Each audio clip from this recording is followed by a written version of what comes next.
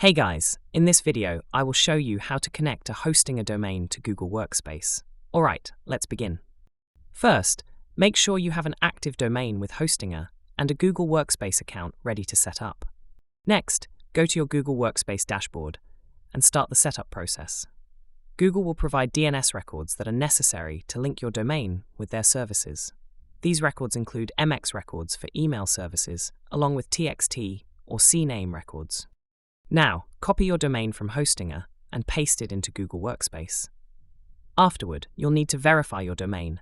To do this, go into the Administrator Control panel and click on Verify Domain. Once you're in the DNS settings, add the required MX records. For example, the first MX record should have a priority of 1. Then, go back to your domain settings in Hostinger, access the DNS Management section, and add the MX records as specified by Google Workspace. After updating the DNS settings, return to Google Workspace and click Verify Domain. Google will confirm the setup and activate your services. Now you're all set. You can start creating new users and emails within your custom domain in Google Workspace. So, that's basically how you can connect a hosting a domain to Google Workspace. And that's it for this video. If you find this helpful, consider subscribing and giving this a big thumbs up. Thanks.